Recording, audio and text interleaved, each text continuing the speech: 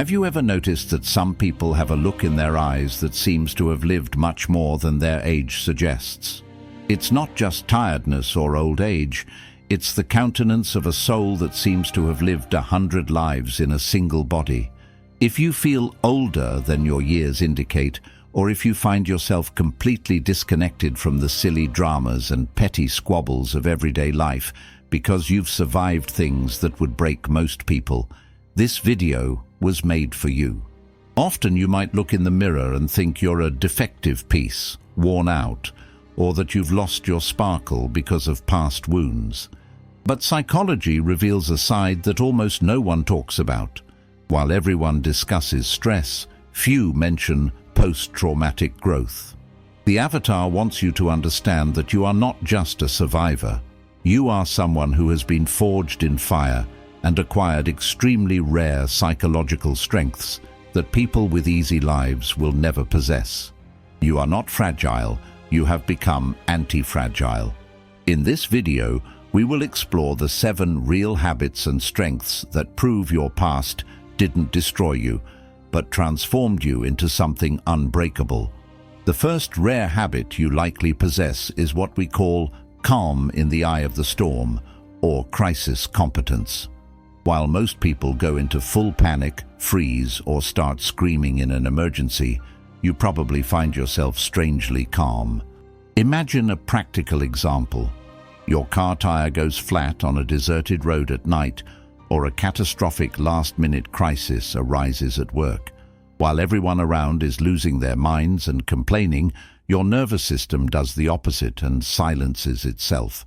This isn't a lack of feeling or coldness. In fact, it's as if an internal circuit breaker trips to prevent emotional overload, allowing you to focus solely on the solution. Your baseline stress level has been forcibly recalibrated because you've already faced hell and emerged alive. For someone who has faced real dragons, an everyday unforeseen event barely registers on the radar. While others despair, you are already formulating the action plan. The second habit you've developed is what the avatar calls high-definition empathy. Many people understand suffering theoretically by reading books or watching movies, but you know the real texture of pain because you've dwelled in darkness for a long time.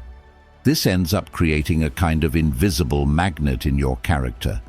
Have you ever noticed how people you barely know, sometimes a complete stranger in a bank queue or at a bus stop, start telling you deep secrets and personal problems within just 5 minutes of conversation? This is no coincidence. It happens because you've removed the filter of judgment that most people use to block connection. Because you know exactly how fragile and cruel life can be, you become a walking sanctuary for others. People feel that near you, they can finally let their guard down because you know how much it hurts not to have a safe place to go. The third habit, which goes hand in hand with this sensitivity, is being a true master of atmosphere. You've developed an almost supernatural ability to read the room and perceive mood changes or tensions even before a single word is spoken. You know that moment when you walk into a meeting room or a family party and immediately sense that the atmosphere is heavy or that two people have just argued, even if they're smiling. This hypervigilance wasn't born by chance. It was a survival mechanism. Your brain learned to predict the emotional climate around you to protect itself from dangers before they occurred. Your amygdala, the part of the brain that functions as an alarm system, became extremely finely tuned to detect subtle variations in people's tone of voice, posture, or energy. For the avatar, this is your high-resolution radar, an ability that allows you to see what's happening behind the scenes of reality while everyone else only sees what's on stage.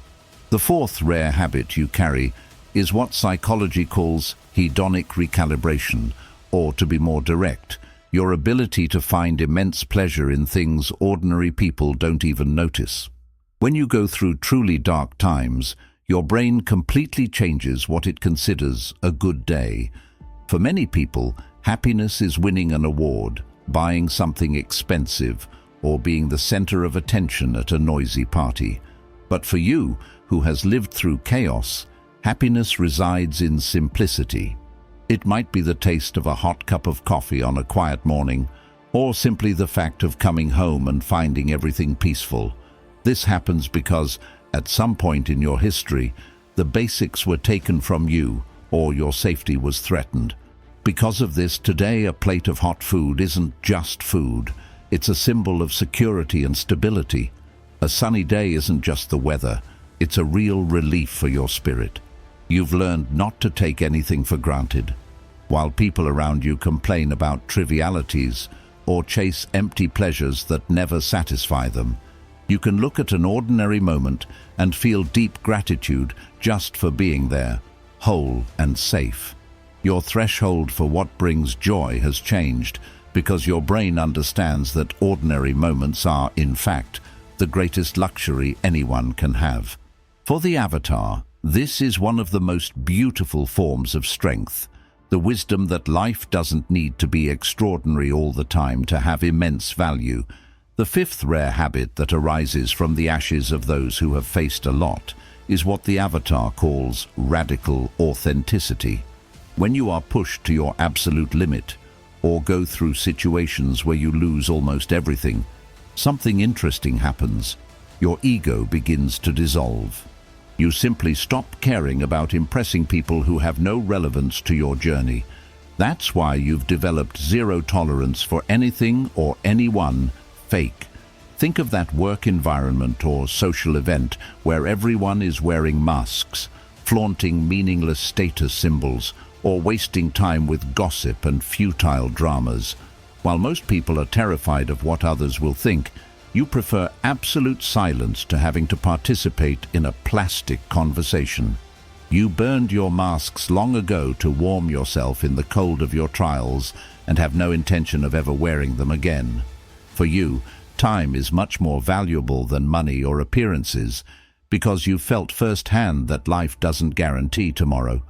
This direct and truthful stance of yours might intimidate those who live a lie, but it acts as a magnet for those also seeking the truth. You've become the original in a world full of cheap copies. Instead of expending energy trying to fit into groups that demand you dim your light, you choose to be alone until you find connections with real substance. The avatar understands that your lack of patience for trivialities isn't arrogance. It's the profound respect you've acquired for your own existence and for truth.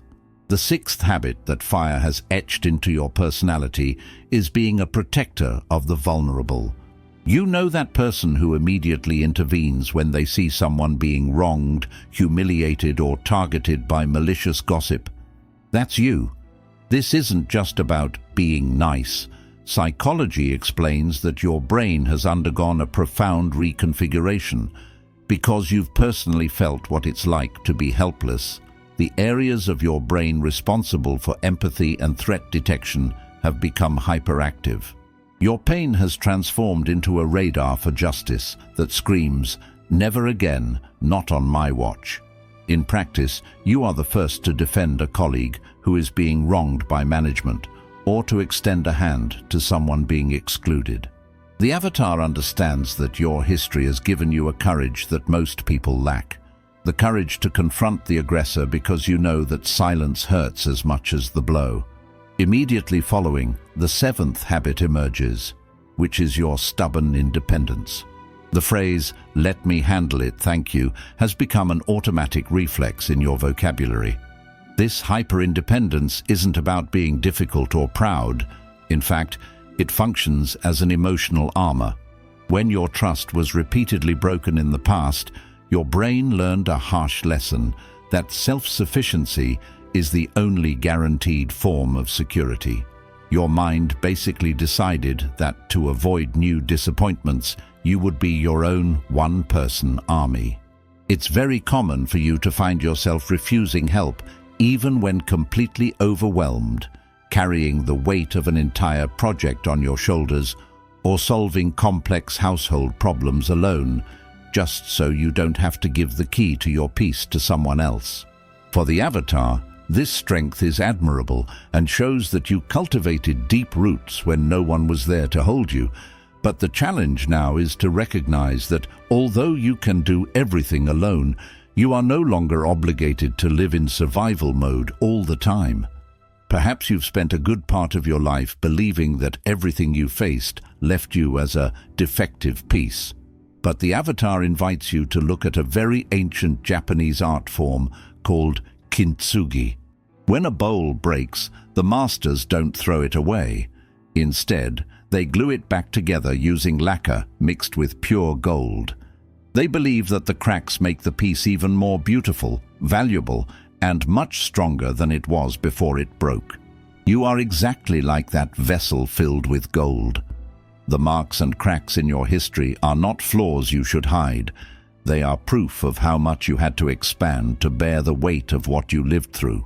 Therefore, don't envy those who had an easy, obstacle-free path. These people tend to be fragile in the face of life's storms. You, on the other hand, have become anti-fragile. You were forged in the fire of your own battles, and this kind of strength and depth is something that cannot be bought, cannot be taught in schools, and no one can fake. If you recognized yourself in these habits, understand that you have become someone rare in a world that values noise and futility. All your isolation, your sensitivity, and your independence have transformed you into a person with a much sharper awareness. If you are a survivor and feel you are part of what we call the Diamond Club, remembering that diamond is the most resistant stone in the world precisely because it was created under unbearable pressure. Leave a diamond emoji in the comments. I want to see who is shining and enduring here. Your silent strength is your greatest asset. Subscribe to our network to continue awakening the avatar within you, and don't miss our next video because it might reveal something about your personality that you haven't even realized yet. See you soon.